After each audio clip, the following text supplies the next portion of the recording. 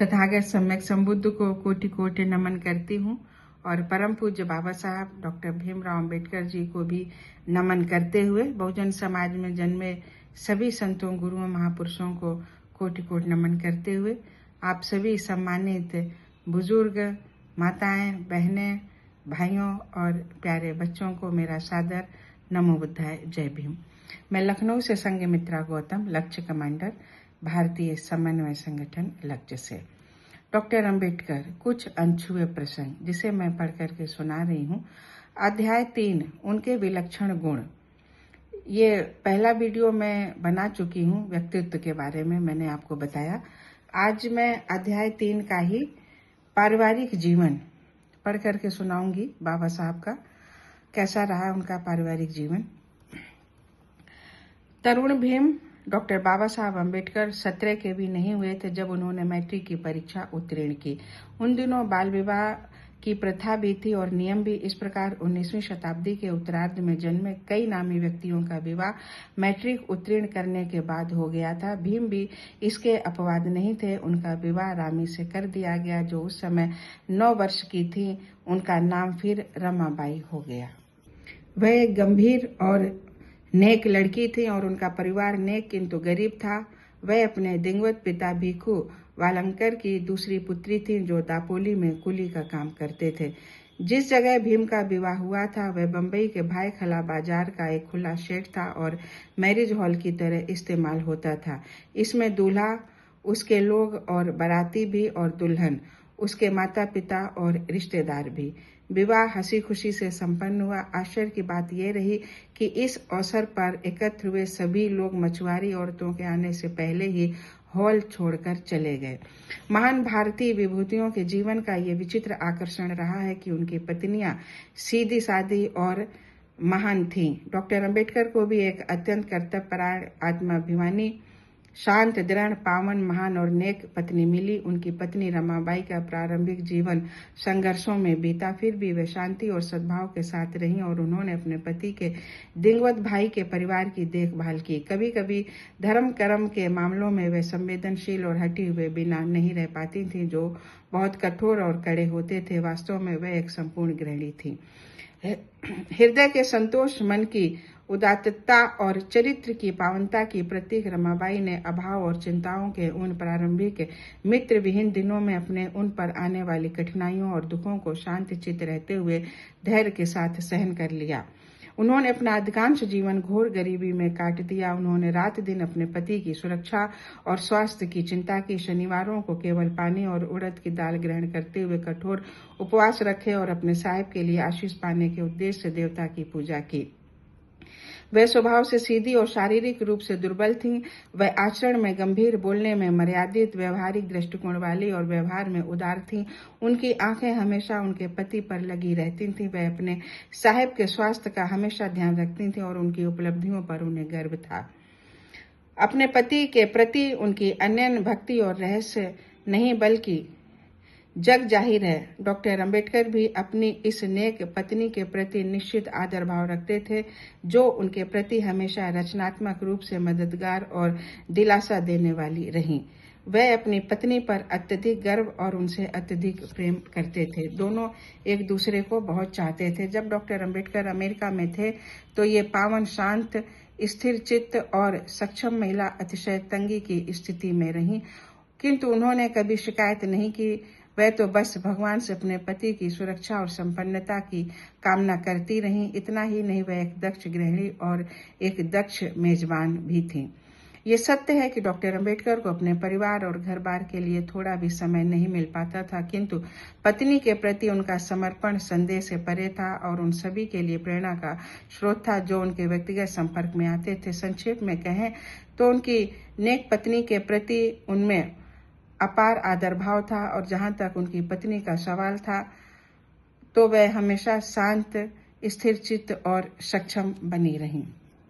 अपने चिंता के क्षणों में रमाबाई अक्सर ही सम्मेलनों और सभाओं के आयोजकों को दोष देती थी, जो उनके पति को बिल्कुल भी फुर्सत से नहीं बैठने देते थे और जिसके चलते वह अपने परिवार की उपेक्षा कर देते थे। इस प्रकार वे स्वयं अपने लिए और अपने परिवार के लिए भी खतरनाक परिस्थितियां पैदा कर देते थे। वह कहती थी कि उन्हें ये समझ में नहीं आता कि लोगों को शिक्षा और संदेश देने के लिए आखिर इतने सम्मेलनों की जरूरत क्यों पड़ती है। एक दिन तो घोर चिढ़ और निराशा में अपना सामान बांधा और इस जिद पर अड़ गई कि उन्हें भी उस सम्मेलन में ले जाया जाए जिसकी अध्यक्षता उनके साहब करने वाले थे, जिससे कि उनकी अनुपस्थिति में उन्हें घोर असहायता की स्थिति में तो दिन ना काटने पड़े। इस बात पर जबरदस्त झगड़ा हुआ और साहब ने उनके डर को फिजूल बताते हुए उन्हें शांत कर दिया। उनके 3 होनहार बेटे रमेश, गंगाधर और राजरतन, बेटी इंदु बचपन में ही मृत्यु को प्राप्त हो गए थे। कठोर वाणी, लौह इच्छा शक्ति और अदम्य साहस वाले राजनीतिज्ञ डॉक्टर अंबेडकर इन दुखद आघातों को सहन नहीं कर पाए थे और उसके बाद से उन्होंने अपने आप को तमाम पारिवारिक संबंधों से अलग कर लिया था। वैसे तो वह अधिकांश समय सम्मेलनों और सभाओं में रहते थे, लेकिन उनका मन हर समय अपनी पत्नी रमाबाई के पास रहता था और वह अपने व्यस्त कार्यक्रम में से थोड़ा समय निकालकर घर भाग आते थे। उन्होंने अपनी पत्नी के दुखों को कम करने के लिए भरसक प्रयास किए। हवा पानी के बदलाव के लिए वह अपनी पत्नी को धारवाड़ भी ले गए और उनका इलाज करवाया, किंतु उनकी पत्नी पर उपचार का कोई प्रभाव न हुआ। फलतः उनकी हालात में भी कोई उल्लेखनीय सुधार नहीं हुआ। 4 बच्चों की मौत ने पहले ही उन्हें घोर मानसिक पीड़ा में डाल रखा था। रमाबाई की गंभीर बीमारी ने उनकी चिंताओं को और भी बढ़ा दिया। इस विषय में सोचने मात्र से वे दुखी हो जाते थे और अक्सर रो पड़ते थे। इसका विवरण देने से बेहतर इसकी कल्पना की जा सकती है। अपने पुत्र राजरतन की मृत्यु होने पर उन्होंने 16 अगस्त 1922 को दत्तोबा को एक पत्र लिखा था। ये बहाना करने से कोई लाभ नहीं कि मैं और मेरी पत्नी मेरे बेटे की मृत्यु के आघात से उबर गए हैं और मैं नहीं सोचता कि हम कभी उबर पाएंगे। हम कुल मिलाकर 4 प्रियतम बच्चों, 3 बेटों और 1 बेटी को दफना चुके हैं, जो सभी प्रफुल्ल, शुभ और सुंदर बच्चे थे।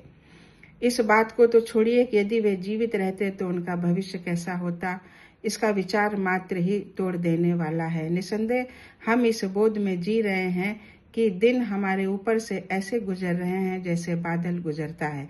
हमारे बच्चों की मृत्यु के साथ ही हमारा जीवन निस्सार हो गया है और जैसा कि बाइबल में लिखा है, तुम पृथ्वी के नमक हो। यदि नमक अपना स्वाद खो बैठे तो वह किस वस्तु से नमकीन किया जाएगा।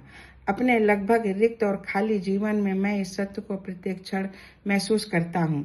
मेरा अंतिम लड़का एक अद्भुत लड़का था, जिसके जैसा और कोई मैंने नहीं देखा। उसके गुजर जाने के बाद मेरे लिए ये जीवन खरपतवारों से भरा बगीचा बनकर रह गया है।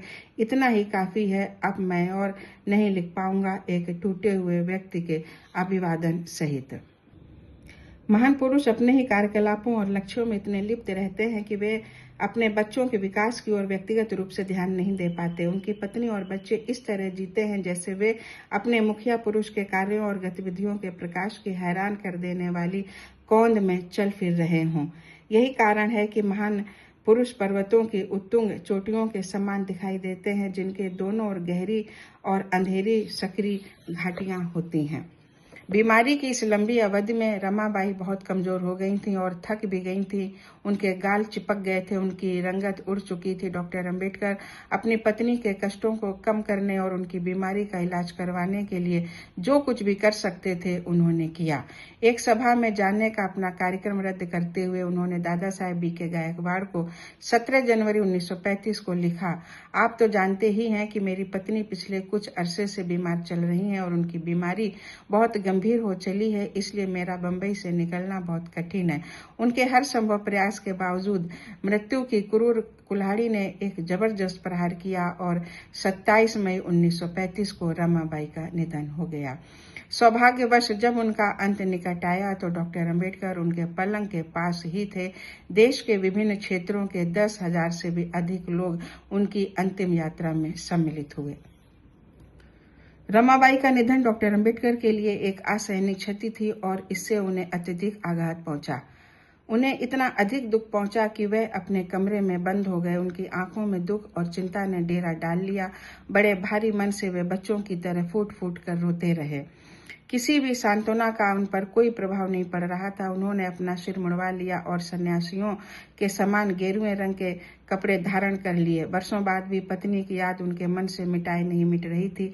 वे उन्हें अक्सर ही बेहद याद करते रहते थे और रो पड़ते थे। उन्होंने पुनर्विवाह न करने का संकल्प किया। बहरहाल उनके सहायक और निकट सहयोगियों को, जो हमेशा उनकी दीर्घायु के लिए प्रार्थना करते थे, उन्हें उनके दोबारा शादी न करने के संकल्प से खुशी नहीं हुई थी। फिर भी डॉक्टर अंबेडकर ने उनकी भावनाओं की ओर ध्यान नहीं दिया। हालांकि वे लोग उन्हें केवल प्यार ही नहीं करते थे बल्कि उनकी पूजा भी करते थे। उन्हें दूसरी शादी से बहुत डर लगता था कि पता नहीं उनकी दूसरी पत्नी किस किस्म की महिला निकले। उनका मानना था कि अपने लिए औरत का चुनाव करते समय केवल बुद्धि को योग्यता का एकमात्र पैमाना नहीं बनाना चाहिए और सुंदरता को भी नहीं। रमाबाई के निधन के बाद डॉक्टर अंबेडकर ने कम से कम 15 वर्षों तक एकांत जीवन व्यतीत किया। वे कहते थे, मेरा कोई साथी नहीं रहा। मैंने बिना ये सोचे एक सुखद जीवन जीना सीख लिया था कि कोई मुझ पर व्यक्तिगत स्नेह उड़ेलेगा। मेरी पुस्तकें मेरी साथी रही हैं और वे मुझे अपनी पत्नी व बच्चों से भी अधिक प्यारी हैं।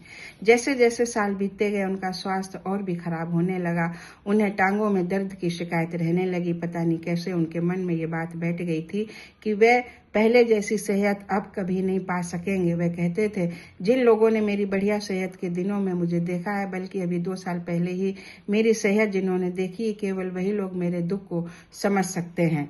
अपनी जवानी के दिनों को याद करके निरोगी काया और अपनी खोई सेहत दोबारा पाने की आशा में वे इतने हताश हो गए कि उन्हें एक ऐसे साथी की आवश्यकता महसूस होने लगी थी जो लगातार उनके साथ रह सके। ऐसा विशेषकर इसलिए भी हुआ क्योंकि उनकी गृहस्थी चलाने वाला और बुढ़ापे में उनकी देखभाल करने वाला कोई नहीं था। उन्होंने ये भी सोचा कि अपनी सेहत के हित में उन्हें अपने संकल्प के बारे में पुनर्विचार करना होगा और उनके अपने ही लोग किसी औरत की सहायता न लेने के लिए उन्हें कभी क्षमा नहीं करेंगे, क्योंकि उनके विचार में इस तरह की सहायता अत्यंत आवश्यक थी।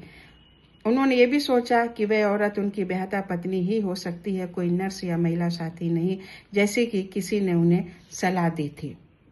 डॉक्टर अंबेडकर ने इस विषय पर काफी सोच विचार किया और अपने मुख्य सहायक दादा साहेब बीके गायकवाड़ और अपने निकट सहयोगी के.वी. चित्रे को अपना इरादा बता दिया। फिर इस तरह के किसी भी कदम के नफा नुकसान के बारे में खूब सोचने के बाद आखिरकार उन्होंने पुनर्विवाह का फैसला कर ही लिया।